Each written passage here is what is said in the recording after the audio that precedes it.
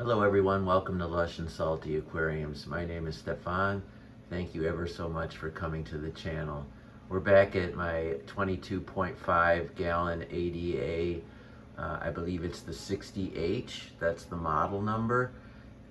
It's a bit bigger than the 20 gallon, and the extra 2 gallons and change are in height, so it's a bit taller. It's not quite a cube, but it's a wonderful shape and size for this particular spot on the dresser where a TV would be in this my fish room. If it were another man, it would be a den, and this would be where the TV goes, and that man would watch his football games here, which I do in another room. But I spend more time in here than I ever do in front of the television, and I think you can see why. This aquarium is right at the precipice of needing a significant trim, but I often find that's the most beautiful time to film an aquarium, right before it needs a haircut. Maybe that's different with people. Maybe when you were a kid and your hair was too long, mom would say, you know, there's no way we're taking pictures with you looking like that hippie. But with an aquarium, looking like a hippie is a good metaphor. All the plants are still doing awesome from top to bottom. And what I mean by that is, if we look at this bacopa, the bottom is virtually as lovely as the top. And in a lot of stem plants, including some of the ones in here, which we'll get to, the bottom is not as good as the top, so I suppose I misspoke. Everything is awesome in this aquarium. I've come to expect some dying leaves toward the bottom of certain stem plants, and I don't know any way around it, at least not in the aquascapes I've set up. I do know a way around it, and that's not to have as much hardscape like this bogwood, which, if you could see through all the plants, is significant, but it hindered the amount of real estate I have behind it to plant. Therefore, down towards the substrate in a deep tank like this one, the light, no matter how good it is, and this is a good light, a twin star, definitely not a cheap or a crappy light, but to blast down in a tall tank behind things as plants get bigger and bushier up top, I don't know a way around it other than to scape so that I can blast light to the bottom. But I love the jungle aesthetic, and I don't see myself changing, at least not generally speaking, in my fish room. Maybe one tank I have some ideas, like for instance, I have this neat idea of doing a bacopa only tank because of the way this plant grows so erect. It doesn't flop over, it's straight up. It's on Viagra. And no other stem plant is quite like it in that regard. To go 2 feet without any kind of bend or degradation in leaves, that's amazing. I liked it so much. I'm gonna do a swish pan, so I beg your pardon. You saw my earlier video. If not, you can go a few back and see this. A vase aquarium, it's all bacopa. Now it will flop over once it gets out and into the oxygen, and it'll try to find new territory, but I think that's a lovely effect. And then the forest effect of only stalks, trees of bacopa, that just sounds like a cool idea, and I might explore that in the, you know, if I ever have an empty tank. So the red tiger lotus, the centerpiece plant, is doing extraordinarily well. I do trim, excuse my reflection, I do trim the leaves when they start to crowd bigger than that bunch there, and that one's right at the precipice of being too big. I might cut a couple leaves. You see the smaller ones beneath. I can't do anything about my hand, but I can work with those stems and cut it down to 3, and it'll be like this in 3 weeks. There'll be 6, 7 that I can work with, and the process just keeps on going. Crypticorn balense, what a gorgeous alternative to jungle veil. That's this plant that I'm following right here with the camera. That's a crypt. But look at those elegant, gorgeous leaves with a bit of purple and a hint of yellow and green. I don't mind them bending. I think that's awesome. Once it gets going though, it's powerful in the way it will go into that deep substrate and find new inroads into your aquarium. For those keeping score, this is Sturgeon repens, some of it in its tallest form there, and then this is how people usually keep it, as a carpet. There's some crypt parva, love that little crypt. This is Blixa japonica. It's another fantasy I have. Instead of dwarf hairgrass, just do a whole carpet of Blixa japonica. It needs light and CO2. It won't do well without both of those things. That's been my experience.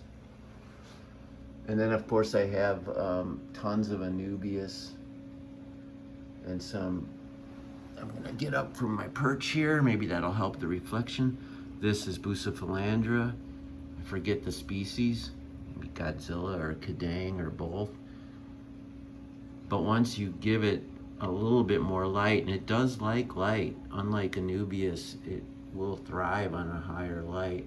Slow growing though, so you got to be mindful of algae, but you can see it gets tall. You know, it can get tall. It's not just a plant that hugs your hardscape.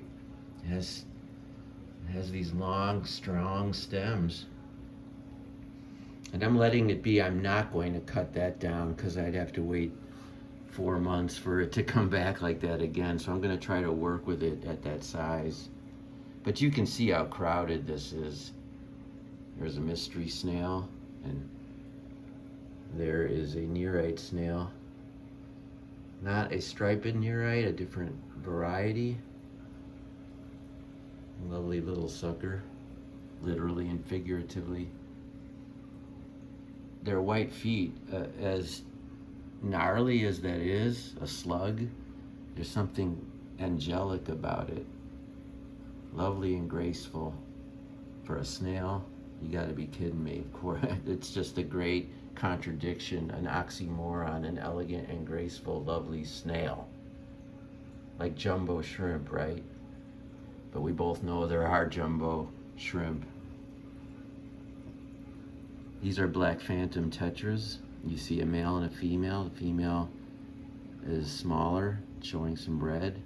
That's probably the dominant male, which is never going to be a problem with this species. That's about as rough as they get with one another. Unlike the Centerpiece tetras, which can get a little bit or a lot a bit more boisterous with one another. I don't keep Centerpiece for that reason. These are just as similar in so many ways, and you can get a red phantom, which is not the same species, but it looks the same, or a yellow for that matter, or get the black phantom, the original, and sometimes they show plenty of red anyway. There's my cardinal tetras, lightly schooling across the bottom. Now when I give this tank a haircut, they will be a beneficiary of that extra real estate. I have Sabwa resplendens in here, or the rummy nose rasbora. You can see males and females. The females are drab, like that goldish one right there. And of course the males with that slate gray, gunmetal, so gorgeous. And then these are SB rasboras, or the lamb chop rasbora. It's a little bit smaller than the harlequin rasboras, but a more shimmery bronze color to them. And they're very inexpensive now. So you see some, as I move around the tank, the Anubias bucephalandra. I've got this wonderful Christmas moss growing on one of those ledges that I'm always pimping on my channel. A magnet holds a black plastic ledge, and the moss will grow better than it will anywhere else without interfering with other plants. And if you keep shrimp, I think creating a tank that has levels and layers would be outstanding. If you really seriously want to do something for shrimp that's different, there's a cool idea for you. But so back to the point about stems not all being brilliant from top to bottom. the iconic super red mini Ludwigia. Looks great up there. It's just very magenta, almost purple, and really an extraordinary fun red plant.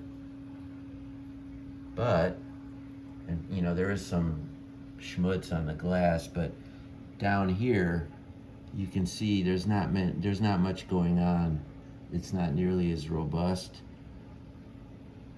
There are leaves and they are alive, but when they do die and float to the top, that's where they come from. And I pick them out and pull them out, and since my eye cannot see back there anyway, not really, I guess a little bit, it's why I said I've come to just expect that from certain stems and keep them anyway. The same here, and this is a great example of how my hardscape inhibits it to really thrive at the bottom. You see those leaves aren't doing nearly as well as these. This is just repens, and that needs a trim. As you know, it's breached the surface, it's starting to flop over, resting on this Brazilian pennywort, and that's natural and wonderful, and that's why I'm filming the tank now, to capture all that on camera, because I admire it so much. But it won't stay that way. Both those plants will start to compete, you know, maybe not literally, but they would grow and fight with one another, if you will, for the light and for the space at top of the aquarium. And then they'll continue to block what light does make it down here. You can see how shadowy it is underneath the lily. Kind of cool through the cave though, look at that. You can see all the way in the back. Usually that's filled with crypts, but I pulled a bunch out, a bunch of ordinary cryptocorn like Wendetti. I just pulled them out from that hole where they were basically bunching up, and now I freed that up, so I'm sure that's being used by any number of creatures. This, in some respects, I saved the best for last. A little bit rarer. This is Cypress helferi. It's the only plant in its genotype or species, of which there are many marsh and shore versions of this plant, but this is the only one, I believe it's from India, that can grow entirely aquatic and do really, really well. Compared to Vallisneria, it's much more slow growing, and you can cut it just like that, which I will do. It doesn't hurt the individual leaves. Don't sleep on Cypress helferi. It's such a great green from top to bottom, wonderful plant. I'll try to get another view. Look at that. And it essentially stays in that rosette. Now I'm sure it's trying to find new habitat, but it takes a long time for that to happen, and it doesn't send out annoying runners. It does what I wanted it to do, which is grow from top to bottom with as much integrity as possible. The lily pipe, the outflow is right here, and so that will push the leaves a little gently that way and create that curving effect, which has your eye just go around, following the pothos that's outside of the aquarium, taking you down where the pothos is now growing across the dresser and down even onto my CO2. Back up Jack and the Beanstalk, we climb, and we're into the tank, following the flow past the Bacopa forest and the dwarf tiger lotus. The cryptocorn balancea takes us back up, and our eyes go back over into the rear of the tank along the surface. A bit of hardscape, which has a ton of that moss right here, and I literally just pull it out like pulling millions of little eyelashes. See, it's too long there, but I don't have to do much to rectify that problem. I'll just pull it all out, and I keep it, and I create these things with it. I'm gonna bring one of these for my mother and put it in her tank. I know she'll love it. And moss that's perfectly healthy and lush and robust like that, I mean, it's hard to find, and you buy a tissue culture, and it's expensive. I have tons of it. You want some, hit me up. If you're in the Chicagoland area, I'm happy to help you out. Maybe we can barter, or I'll just give it to you. People have been talking about a deep substrate and how beneficial that is. Who might argue? I like growing plants near the front of my aquariums as opposed to just keeping a bare sand, which I like that look, but I also love plants too much to forsake that space. So I've just maintained a deep substrate from front to back. It's deeper in back. Believe it or not, it's deeper than that, but even at this height, the plants still have to go a long way, and that's why some of those stem issues I talked about. You can see the Brazilian pennywort and the Cypress helfrey just draping across the surface, so elegant, so natural looking, and then the pops of pink and yellow and red. Oh man, I love it. I'm gonna regret for a week when I do the trim. I always do, but then it comes back and better than ever and looks like this.